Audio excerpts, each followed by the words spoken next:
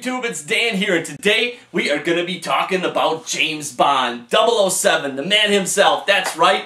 And we're going to be talking about a couple of fragrances that have been associated with him. Now, a while ago, a buddy of mine, Ed, some of you know him better as Hypers, let me know about these fragrances that have been associated with James Bond. And I thought, you know what? I have got to check these out. I've got to know what this classy, sophisticated, womanizing man of danger wears for sure. So I immediately went on the hunt for samples, and one of them was pretty easy to get. The other was not. I had to write the perfume house in London, and they were actually very nice enough to send me a few samples, so that's great.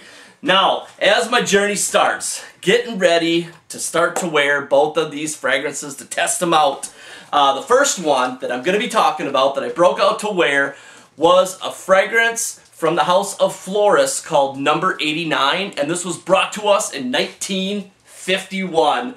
I'll show a picture of the bottle now. Okay, so getting ready to start off my first day, gonna wear this one to work. What is it gonna bring me?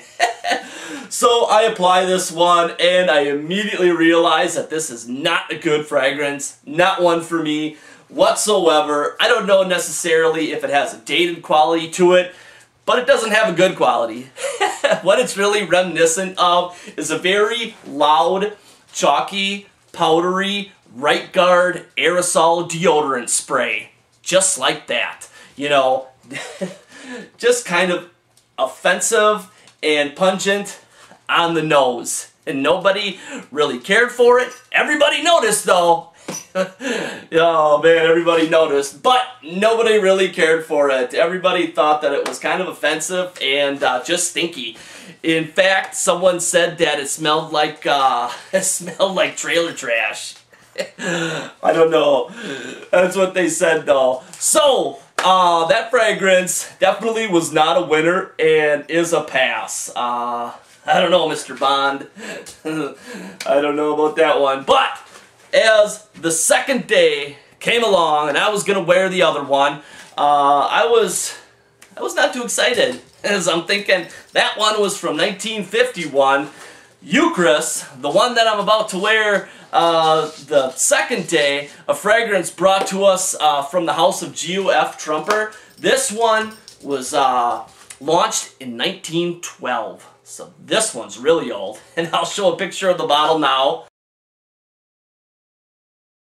So, as I'm getting ready to start my day off with this one, boy, I was pleasantly surprised. I was kind of blown away. I haven't really come across a flavor like this one yet, and I actually kind of enjoy it. What you get out of this fragrance is a mossy, woody, masculine floral with heavy doses of spice, caraway and coriander, which is very nice. And at the top of this, it is extremely beautiful to me because not only do you have the spice and the moss and the woods, you get a sweetness brought in from black currant, which is just remarkable at the top of this. Awesome.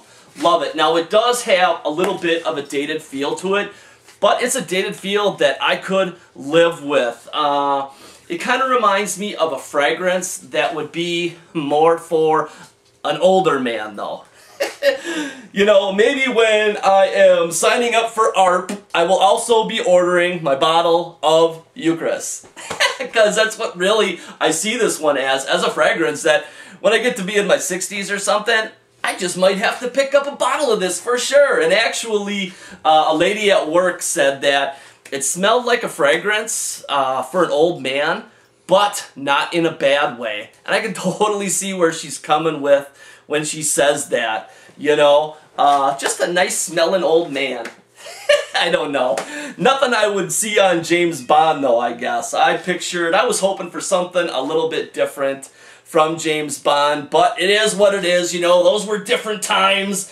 You know, back in the 50s over in London, I don't know what the heck's going on. As we all know, older fragrances like gray flannel from the 70s, people had different tastes in different decades, I guess. Now, as for FLORIS, the first one, I almost forgot. One of the comments that I received was No wonder why James Bond's women were always gone the next day. So, that's not good. Nobody really cared for that first one whatsoever. But the second one actually was not received that bad, you know. A little bit of a dated quality to it, but still very wearable today for a fragrance, you know, that's got 100 years on it, for crying out loud. Now, who knows how many reformulations it has gone through in 100 years. But as for what it is today, definitely not bad whatsoever. And if you can get a sample of it, I would check it out, because it's definitely interesting and something different. But that is it. That is my take on a couple of fragrances worn by James Bond. Hope you guys enjoyed. You guys take care, and we'll see you soon.